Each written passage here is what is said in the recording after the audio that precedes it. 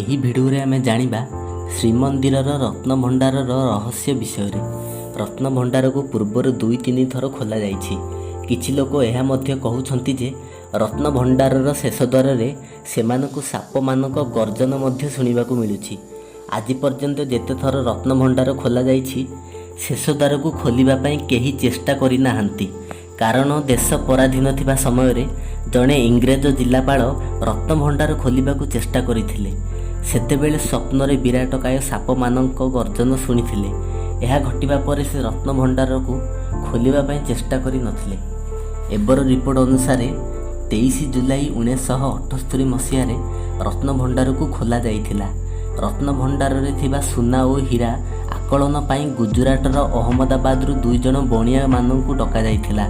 ଏହି 2 ଜଣ ବଣିଆ ରତ୍ନଭଣ୍ଡାରରେ ଥିବା ଏକ ସିନ୍ଦୁକ ଖୋଲିଲେ ଓ ସେହି ସିନ୍ଦୁକ ଭିତରେ ଥିବା ସ୍ୱର୍ଣ୍ଣ ଅଳଙ୍କାରର ମୂଲ୍ୟ ଆକଳନ କରୁଥିଲେ। ଏମାନଙ୍କ ପାଖରେ ଥିଲେ ରତ୍ନଭଣ୍ଡାରର ସବ୍ କମିଟି ସଦସ୍ୟ ଭୀମସେନ ଗୋଛିକା ଓ ନରସିଂହ ଦାସ ମହାପାତ୍ର। ଏହି 2 ଜଣ ବଣିଆ ଯେତେ ସ୍ୱର୍ଣ୍ଣ ଅଳଙ୍କାର ଦେଖୁଥାନ୍ତି ସେତେ ଆଶ୍ଚର୍ଯ୍ୟ ମଧ୍ୟ ହେଉଥାନ୍ତି।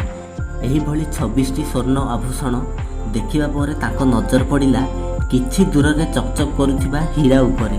ଯେଉଁ ଜାଗାରେ ଏହି ହୀରା ଥିଲା ସେହି ଜାଗାରେ ସୂର୍ଯ୍ୟ କିରଣ ପଡ଼ୁନଥିଲା, କିନ୍ତୁ ଏହି ହୀରାଟି ଖୁବ୍ ଜୋରରେ ଚକଚକ୍ ମାରୁଥିଲା।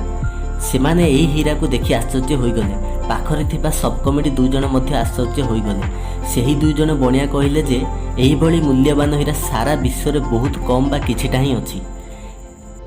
ଏହି ସବୁ ସ୍ୱର୍ଣ୍ଣ ଆଭୂଷଣ ଦେଖିବା ପରେ ସେହି 2 ଜଣ ବଣିଆ କହିଲେ ଏହାର ମୂଲ୍ୟ ଅନୁମାନ କରିବା ଆମ ପକ୍ଷେ ଅସମ୍ଭବ, କାରଣ ସେମାନେ ଏହା ପୂର୍ବରୁ ଏତେ ମୂଲ୍ୟବାନ ସ୍ୱର୍ଣ୍ଣ ଆଭୂଷଣ ତାଙ୍କ ଜୀବନରେ କେବେ ଦେଖିନଥିଲେ। ଏହା ଘଟିବା ପରେ ସ୍ୱର୍ଣ୍ଣ ଭଣ୍ଡାର ଭିତରେ ଥିବା ସ୍ୱର୍ଣ୍ଣ ଆଭୂଷଣର ମୂଲ୍ୟ ଆକଳନ କରିବା ବନ୍ଦ କରାଗଲା। ଯେତେ ଥର ବି ରତ୍ନଭଣ୍ଡାର ଖୋଲାଯାଇଛି କେବେ ହେଲେ ରତ୍ନଭଣ୍ଡାରର ଶେଷ ଦ୍ୱାର ଖୋଲାଯାଇ ନାହିଁ। ଏହାପରେ ବି ରତ୍ନଭଣ୍ଡାର ଖୋଲାଯାଇଥିଲା, କିନ୍ତୁ ସେମାନଙ୍କୁ ରତ୍ନଭଣ୍ଡାରର ଶେଷ ଦ୍ୱାରରେ ସାପର ଗର୍ଜନ ଶୁଣିବାକୁ ମିଳୁଥିଲା।